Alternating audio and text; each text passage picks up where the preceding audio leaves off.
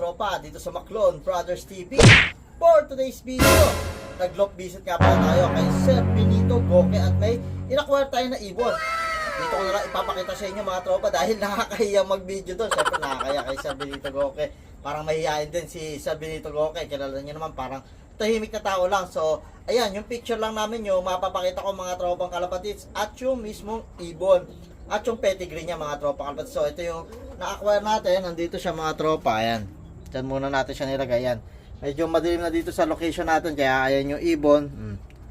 Slate siya mga tropa at breeder cock siya mga tropa. Stock cock ni Sir Benito Goque to. So, tingnan natin siya mga tropang kalapatids at pahawakan ko na mga tropa para mas mapintahan natin. So, nagpunta tayo doon nila Marlon at si Boss A natin sa loft ni Sir Benito Goque at pinapili tayo. Tapos, ito yung napili natin mga tropa.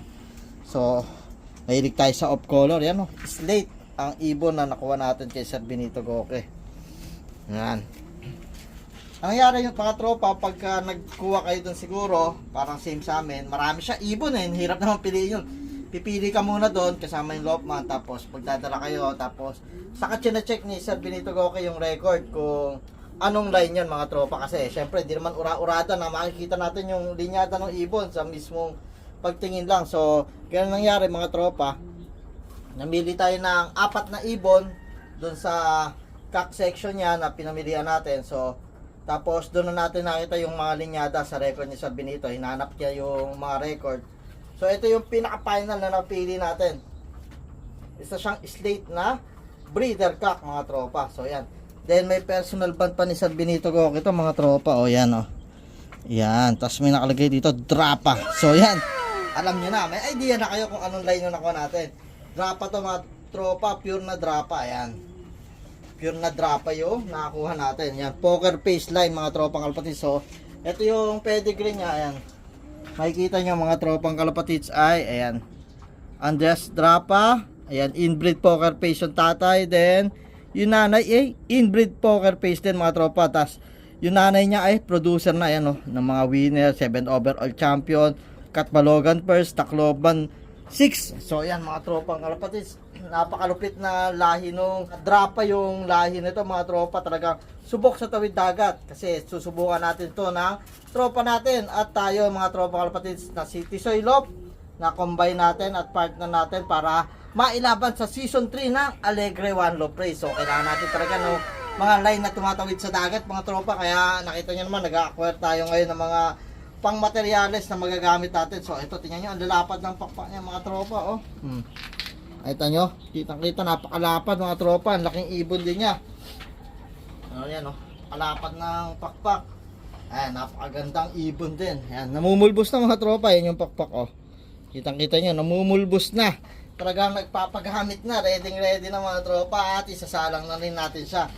At papartneran natin siya ng mga sarili nating mga foundation bird dito. Para ngayon ay hindi na tayo maliligaw mga tropa. Alam na natin yung lipad ng isang side. Bali, hen yung side natin.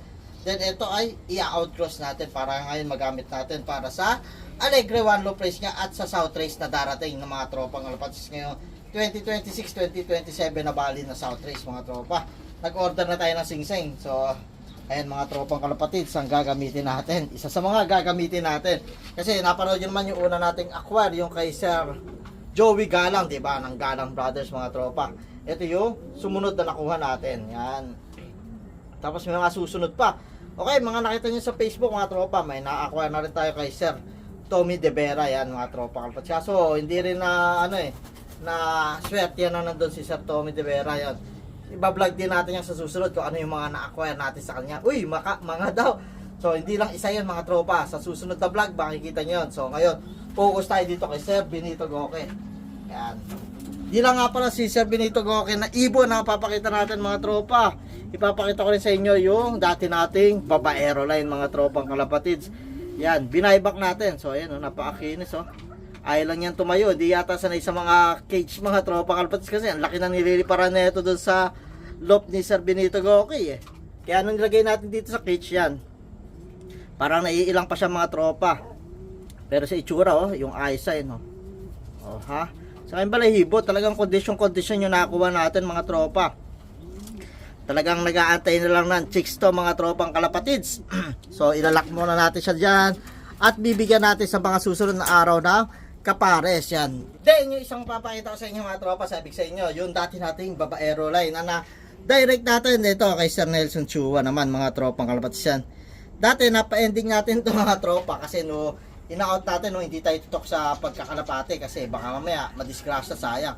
Pina-ending natin at kabutihan naman ng tropa natin lang dito sa Bulacan yung nanalo si Bro Joma. Ayan. Kanina kinuha natin, pinakuha natin kay Marlon, minute niya at nakuha na mga tropa. At nandito siya. So papakita ko na sa inyo. Ito na si babaero line natin. Pure Alphonse to. Ayan, lalapad din ng pakpak na ito mga tropa. Stock din to. Na-direct natin to kay Sir Nelson Chua nung young bird pa. Nag-produce sa atin to ng contender sa ESM One Low Place mga tropa.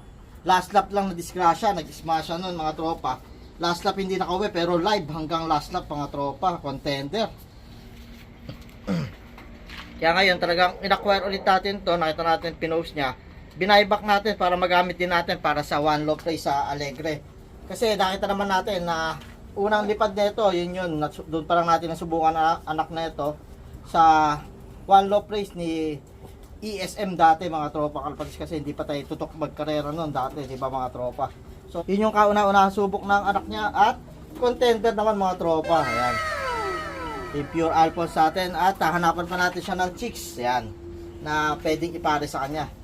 Dati ang kapares nito ay yung direct Marianoli naman mga tropa, kaso wala na dito yun mga tropa. Thunders na kasi din nun, wala na mga tropa kalapatids. So hanapan natin siya ng kapares yan. Ganda rin ng mga pakpak. At buti, kondisyon na siya mga tropa. Ayan. May personal band din ni Sir Nelson Chua to. Ayan, nakuha natin. Ayan, PHA ring din to mga tropa. Ayan, nakuha natin to dati. Young bird pa ngayon, no? Machong macho na. Ito ayos-ayos mga tropa. Puro kak to. Ayan yung mga ibon natin na masusubukan kay Alegre One Low Place mga tropa. Yan kay Sir Benito Goque, then yung direct natin kay Sir Nelson Chua dati mga tropa kalapatids. So ito, lalagay muna natin siya dito at yung condition lang natin siya maigi kasabay no kay Sir Benito Goque. So yung iba rin natin dito na nakasalang, ayan, naka-ready na rin. Ito inbreed na red nitro mga tropa. Ayan, may anak na sila ng 6 overall champion naman tong kapares niya na na-acquire din natin. Then dito, ito may mga anak na, baka hindi na to umabot kay baka susunod na clutch kung maayos pa. Ito sana pang OLR mga tropa kasi ito yung line ng Pamok Thailand ni Boss Sky Glory, itong hen. Ayan. Test Pulling King, syempre signature natin to mga tropa kalapatids.